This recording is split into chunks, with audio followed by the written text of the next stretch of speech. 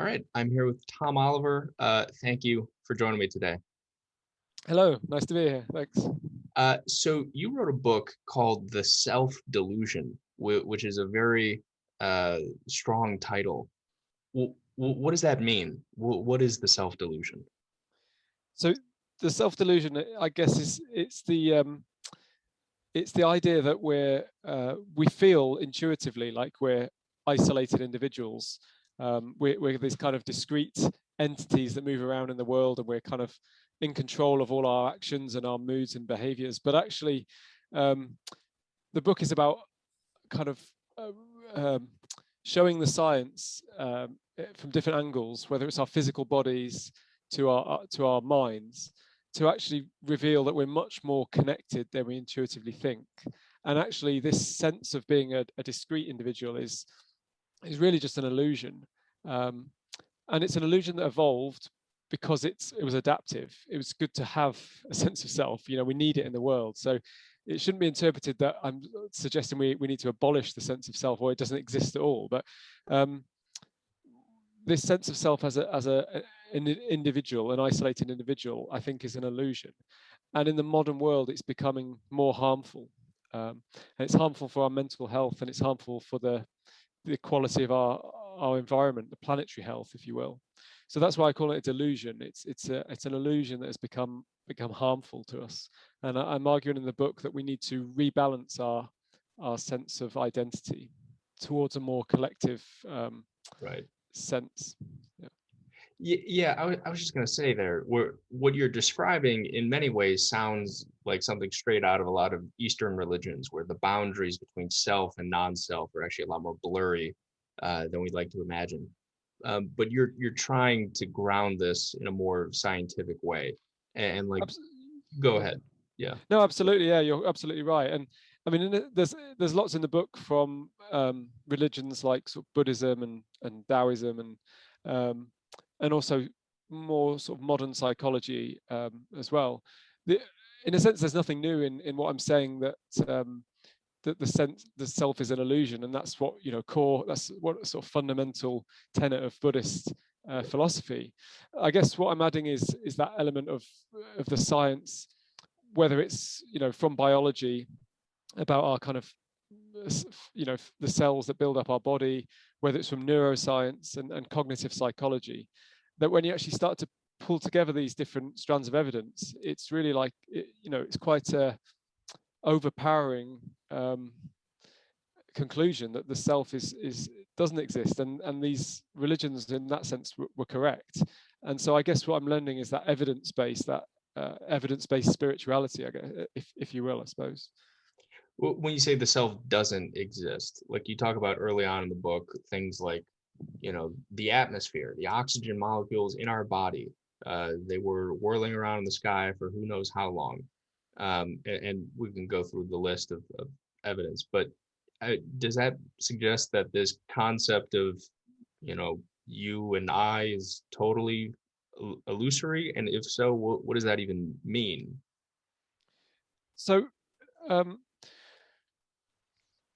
I think it's you could imagine it a bit like a Russian dolls kind of nested inside one another, and we can have a sense of identity where we just have that egoic sense of ownership of a body, isolated from the rest of the world, and that's a very strong sense of egoic identity. But we can also associate at different levels. We associate with our family. We don't, they feel part of us to some degree, and we look after them not as a kind of act of altruism.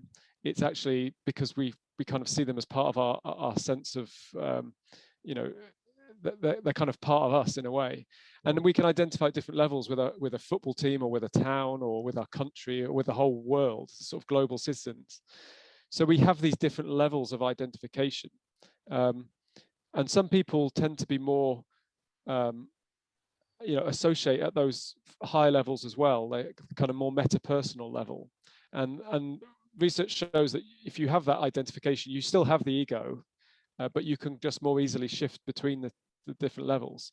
But some people tend to be much more focused at the level of the sort of isolated ego, and especially in the modern world, we have our culture kind of reinforcing that angle. And I think that's been the issue, really, that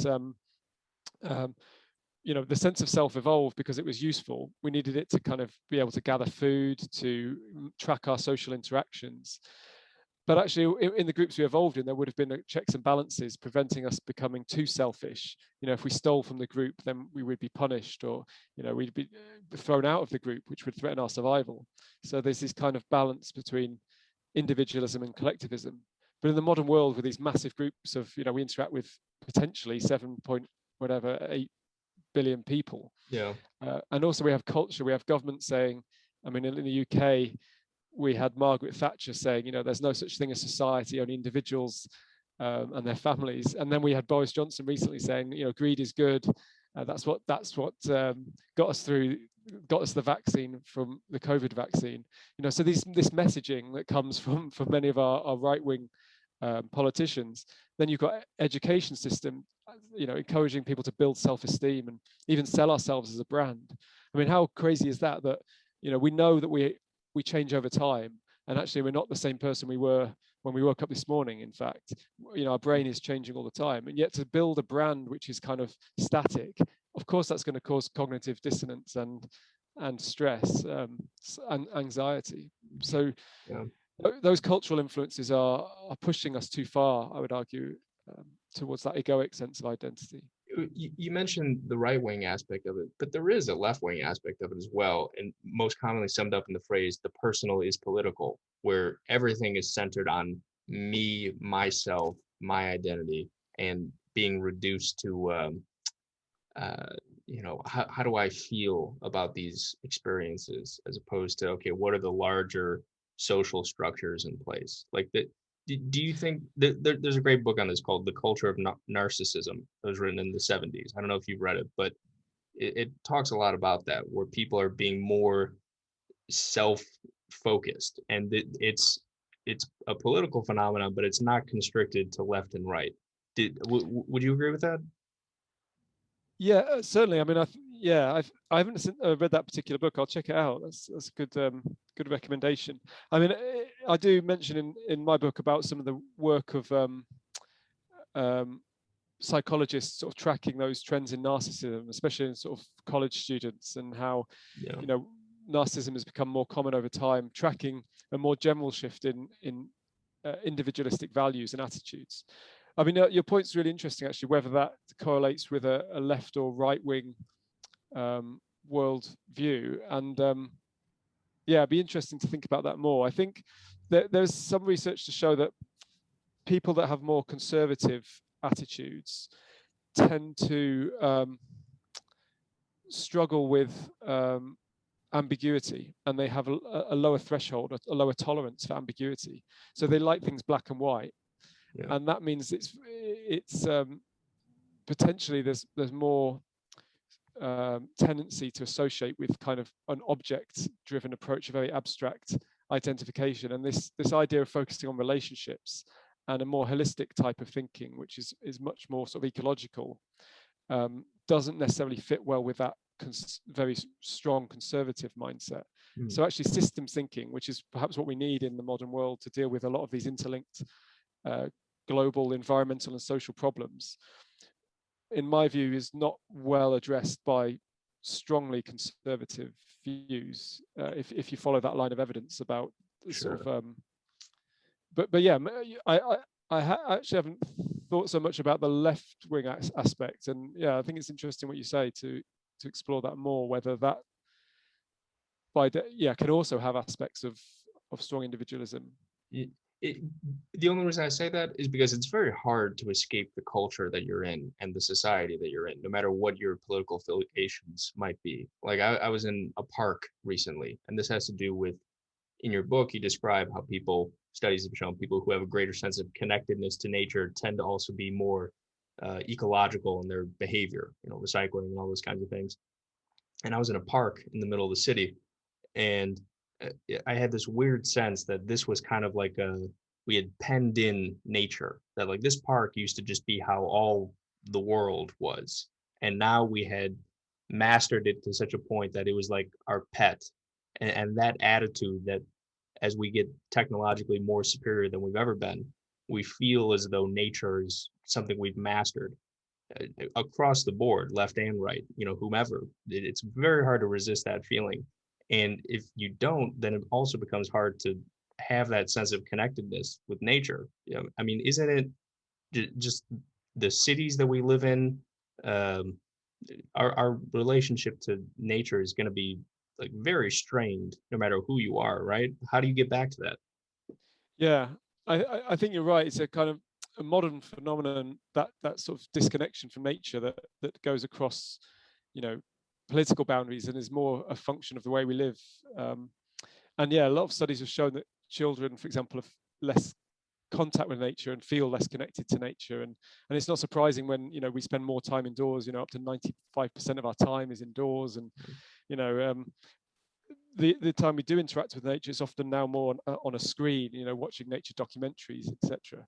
Mm, um, and you know access to green space in some cases has become harder, especially in inner cities. So yeah, it's interesting to think about that the history of that relationship with nature, because there definitely was a period where um, there was a focus on sort of the domination of nature and kind of mastery of nature. People like Francis Bacon talking about kind of very much that focus. And then there was a more romantic view of nature, kind of um, the wilderness, um, and now we have this kind of approach to nature where we're starting to recognize its benefits. But there's lots of books, for example, talking about nature as a kind of the nature fix, or yeah. get your dose of nature, because there's good evidence that actually that contact with nature gives us psychological benefits and physical benefits of being outside, obviously, which is great stuff. But it's very much treating nature in that kind of objective way, that it's almost like something we consume, and it's not necessarily um, helping us reconnect with nature in the sense of our identity becoming less isolated and more kind of seeing ourselves as part of that nature. And that sort of deep reconnection um, has been talked about by sort of various philosophers and ecologists, deep ecology. Right. There's someone called Arnie Nace who had a nice idea about this sort of ecological sense of self, that essentially what I describe is where we lose that sense of ego, or we can put it aside more easily, and we kind of identify not just with our family but also with other species and other people, and even on the other side of the world. Yeah. um, and that's that sense of that reconnection.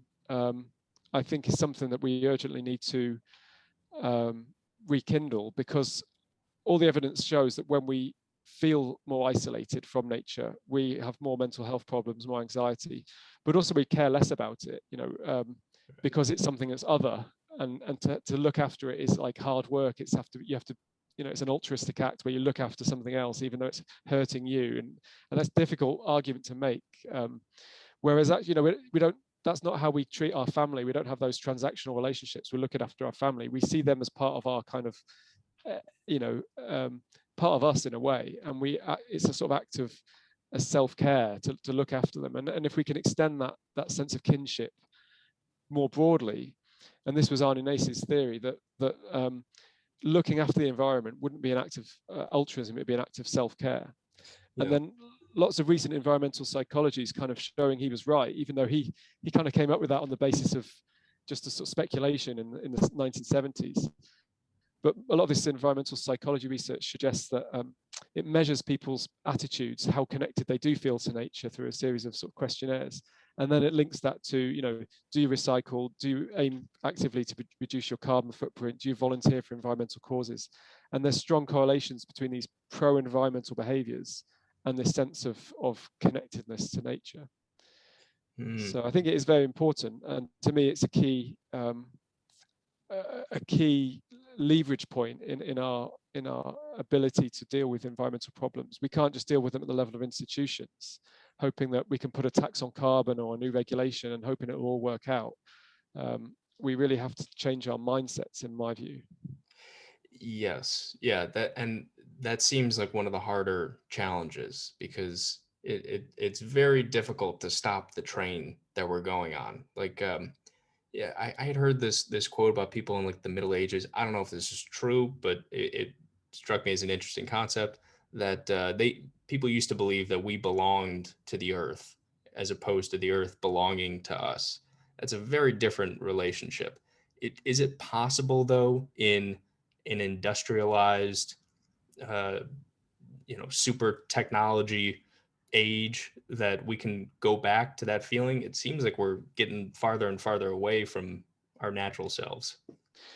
Yeah, I think there are still cultures. I mean, maybe our kind of mainstream Western culture takes that very much sort of object-oriented kind of transactional ownership idea about nature, and even to the degree of, maybe it's progressive, but giving rights to like a river or something or a mountain, it sounds like a great solution because then we don't damage it, but actually it's still following that paradigm of, okay, I'm one entity over here, there's an entity over there, we need to protect it, let's give it some rights.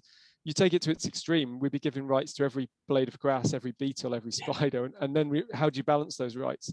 So Right. you can see it's not really the perfect solution, but there are cultures still, in places, indigenous cultures, and some countries, especially in South America, still have this much more um, view that you talk about, that we belong to the earth and Mother Nature, and Right. actually even global assessments of biodiversity have had to make sure they deal with these cultural nuances. And actually, rather than they initially went in, there's a platform called Intergovernmental Platform for Biodiversity and Ecosystem Services, bit of a mouthful, but Yeah. it's like the IPCC that we have for climate. It's the same for kind of biodiversity.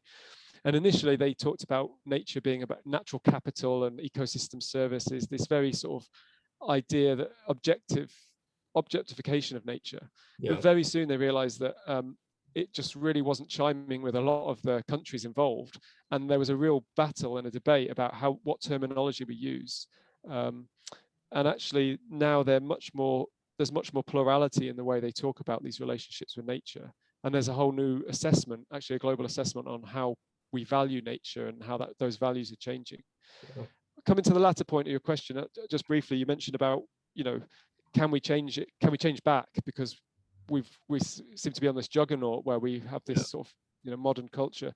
But I think, tipping points can happen very quickly. And when you see movements like the school climate strikes and Extinction Rebellion, these are movements of a kind of like sense of identity, which is much more global and,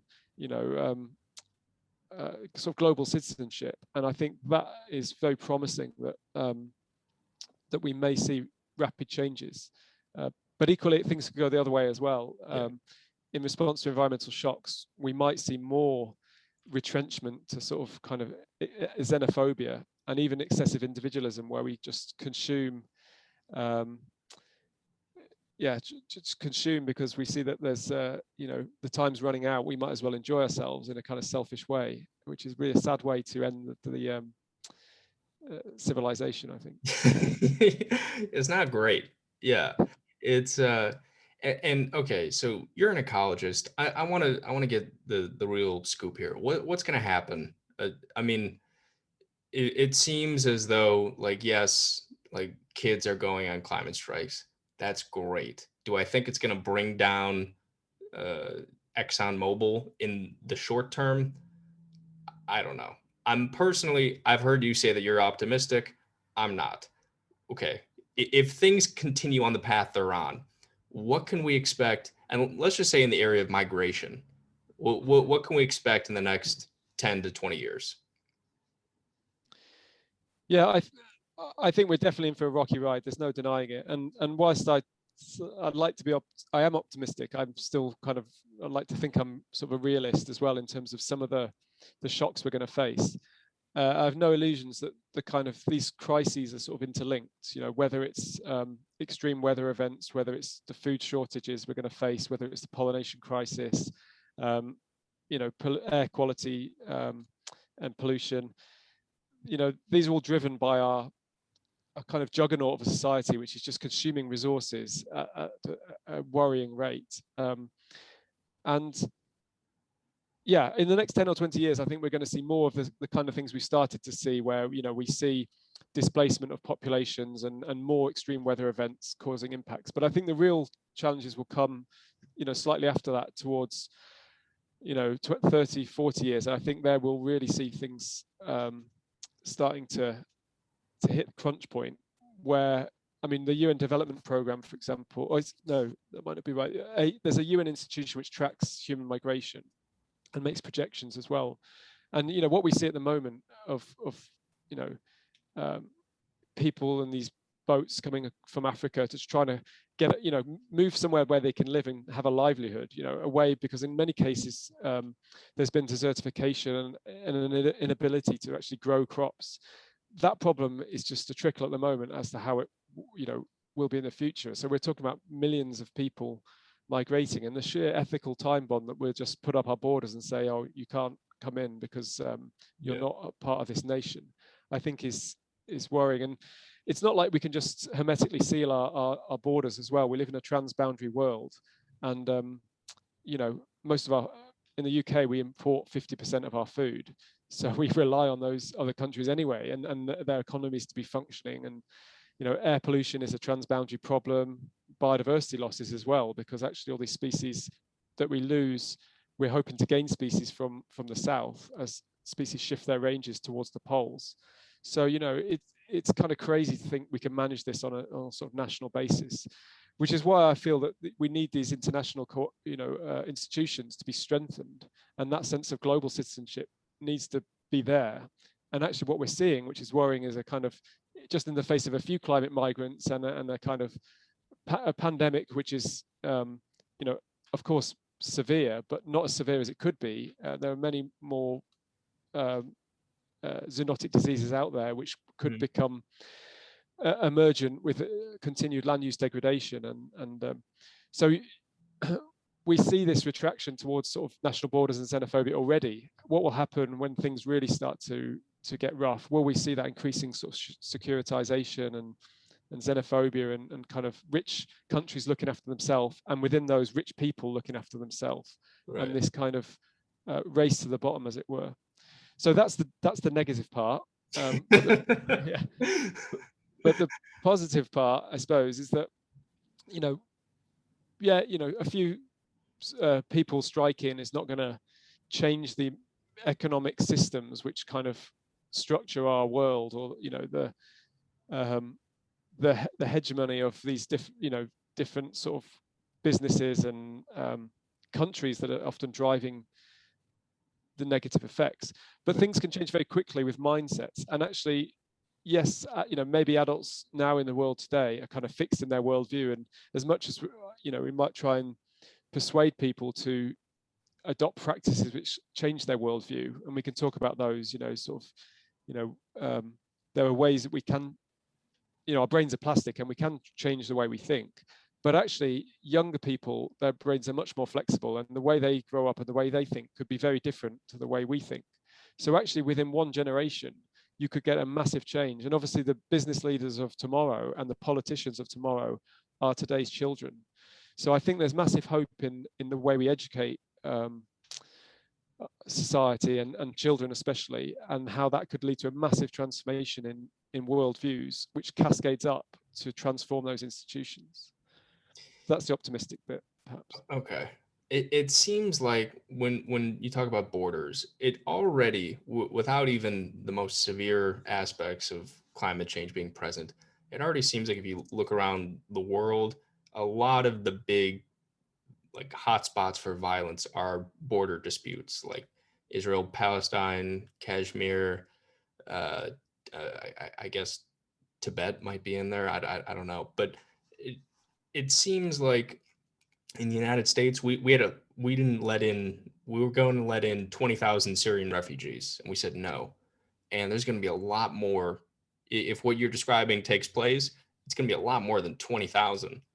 And there's going to be a lot of frightened people in the States who look and see all these people coming from where? Africa, millions of people from South America, from all these poor countries, mostly, right?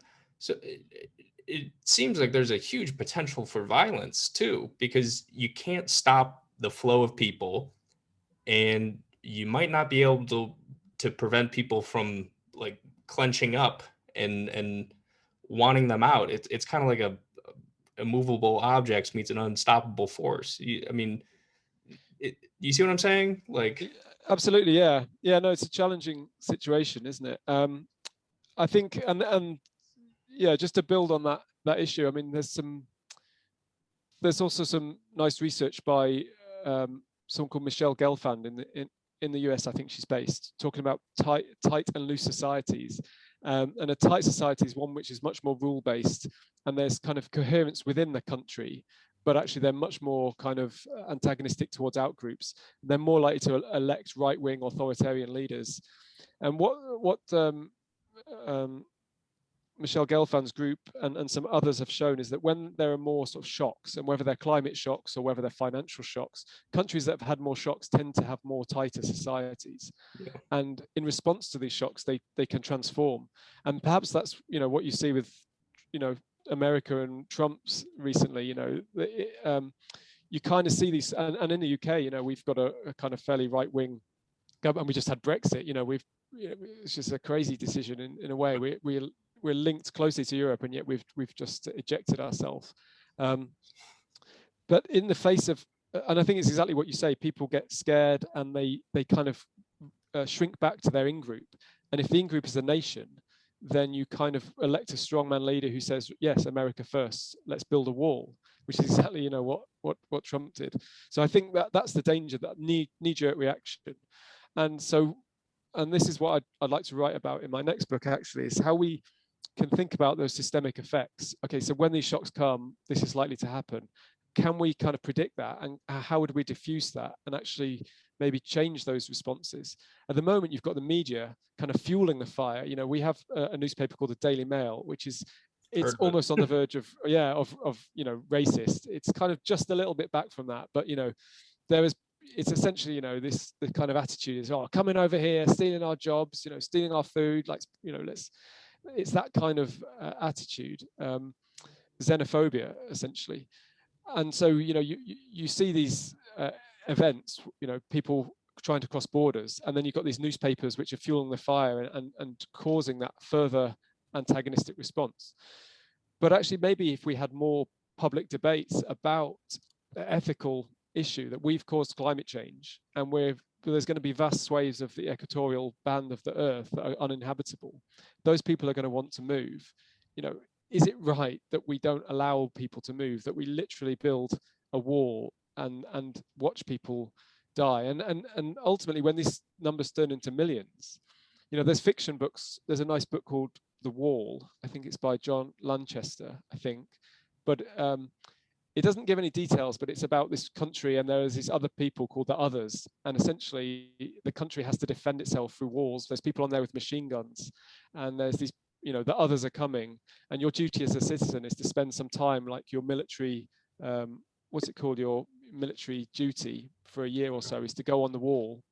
And if the others come, you have to kind of shoot them, and then you can get on with your life for the rest of your life. But, this sort of alienation of, and depersonification of other people from other countries, even to the extent of calling them, migrants rather than refugees, is a kind of subtle depersonification, and calling them the others, or, I think that's the danger, that society drifts towards that direction. How do we diffuse that, I think, is a really salient question. Well, let me ask you something, because we're talking about a lot of the dangers of individualism, but of course there are considerations to balance against the collective interests as well. I talked to this guy who is he's a scientist, and he studied social insects, and he was saying how ants do a much better job of controlling pandemics because they can pick up with their pheromones that an ant is sick, and they drag it out of the hive and they kill it. And then they practice a kind of like social distancing. Clearly, we're not going to kill the first person who gets sick. I mean, if somebody is, we don't want to quarantine people on desert islands, etc. Do you worry about that at all? I mean, that's definitely in American life, political life, that's kind of a terror, is the collectivists, the communists, etc. I mean, Yeah, there are problems there though, right? absolutely. I mean, I think those fears are kind of exaggerated, I guess, and and it's this idea of the sort of the propaganda can kind of fuel them a little bit more, to the extent that actually a centrist position in the US can be called a socialist. Right. I gather, because there's been this overall shift kind of towards the right. So actually, what was, even centre looks and gets kind of called left wing. But I think you're right. There's something we should cherish, certainly, about the progress we've made and protecting individual rights, and this is certain. I'm not certainly not making the argument that we abandon all that. We kind of get rid of our names. We lose our sense of self. We abolish the self. The individual. Right. It's about rebalancing, and it's just this argument. And I try and make it the argument in the book and whenever I talk, but it's sometimes easy to be misinterpreted. That that it's not saying about abolishing the self. It's about recognizing that our sense of self is greater than just our body or our minds, that actually we're part of a more interconnected network.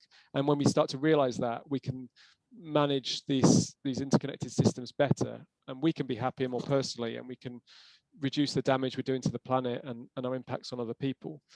But you're completely right. There are dangers, and history shows, from communism, and even different countries now, different approach. So, for example, in China, there's this the treatment of the Uyghur Muslims, where they're deemed, there's a kind of sort of cultural cleansing, as it were, in terms of trying to change their make them conform more to the ideal that the Chinese state would like in terms of training mindsets.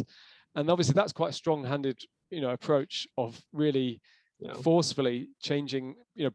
Brainwashing is one word to sort of say, well, we don't like the way you think or your practices, so we're going to take you and we're going to put you in education camps and transform the way that you think. Now, Western governments would never do that, argue, and which is a good thing, I think. Yes. But equally, the downside of that is we're very hands-off. So we just say, well, okay, the individual is sacrosanct. We can't change the way people think. We can change institutions. We can try and put taxes on this. We can regulate that. But let's not be a big brother. Let's not be a nanny state. Let's just leave the people to think what they think. But actually, in the absence of that, in the absence of any stewardship of our mindsets, of our culture, you've got these forces which are influencing us all the time. The media, businesses, Facebook, Twitter, social media is always changing the way we think. And the danger of kind of no regulation and no oversight or stewardship is that we are pulled in different directions that might not actually be good. And I think we've been pulled too far down that individualistic direction, and we kind of need to realign ourselves on, along the spectrum a bit better. But there's still a big question: how do you do that? In a way which is more about stewardship than about brainwashing. I think is yes, an important question. I mean, absolutely, and on a personal level, I imagine there are changes people can make. Like, do you see meditation? I mean, we talked in the beginning of this podcast about Eastern beliefs and the boundary of the self and so on, and meditation is a big part of that. Do you see meditation, I don't know, psychedelics, any of these things as being useful towards deconstructing your ego? Absolutely, yeah, I do. I think there's really strong science behind both of those now. Meditation showing that it actually can transform the brain and kind of down-regulate this sense of the brain that kind of keeps the self-rumination going and sort of and as you said, that center of the brain is important because it evolved for a reason and we need it. We're not talking about, again, not having a sense of self, but it can become overworked and self-rumination is the kind of root cause of many psychological issues around anxiety and loneliness, in fact. And we face a mental health crisis in many developed countries at the moment. And meditation has been shown to address that and can lead to people being happier and more relaxed.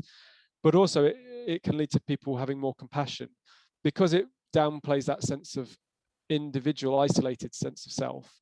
the kind of boundaries between us and other people sort of become more porous and softer, and then we have a greater sense of empathy and greater sense of compassion, and that's all measured and quite robust evidence for those effects.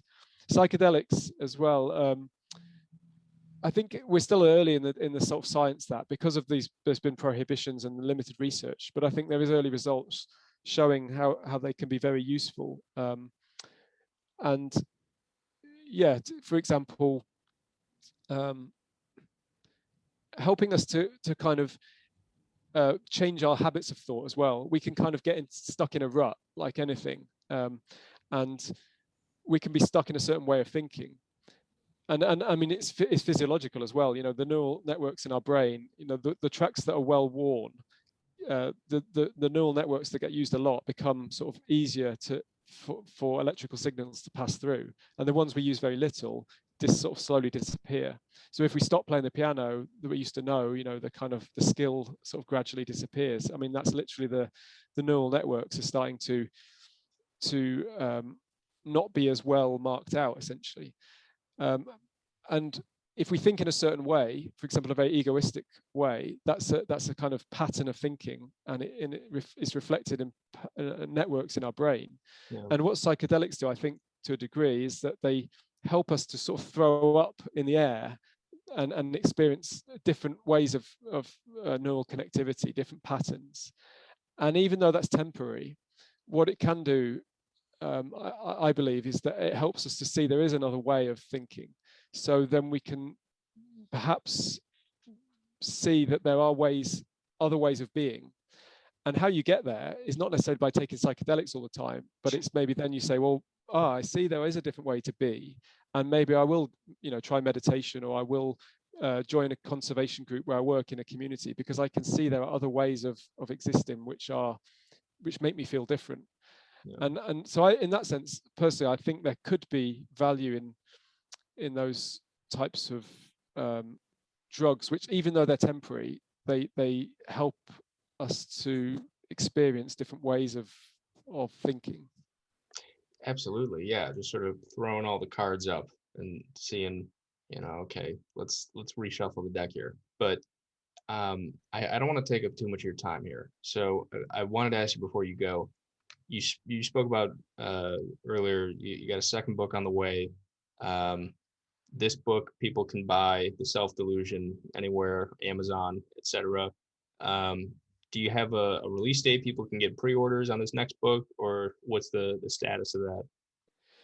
Yeah, so, well, the next book, you can't pre-order it because it's still in my head at the moment. Okay. Yeah, there's a kind of, yeah, maybe a few years down the line it will be out. So there's a long process of kind of getting that down on paper and getting it published, and so yeah, the Self Delusion, I think, actually, in the for listeners in the US, I think at the moment you can buy it on Amazon and it will be shipped. But I think from the 23rd of June, actually this month, it'll be printed by Hachette in the US. So that'll save on the postage costs.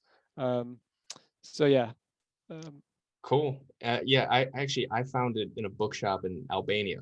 Oh wow. Okay. Yeah. So it's all over the place. Oh, that's great. That's great to hear. And do you have a website or anywhere people can reach you? Yeah, there is. Yeah, actually, there's a website, and I put on quite a few sort of videos on there of different talks and this podcast, for example. I'll put it on there. But I think if you just Google the Self Delusion Tom Oliver, and it's my University of Reading, there's some web pages devoted to it. Perfect. Yeah. Cool. Tom, thanks again for your time, and have a great rest of your day. Thank you. Yeah, no, it's great to chat, and it's good questions and good to think about these things. So thanks. Absolutely. My pleasure. Take care.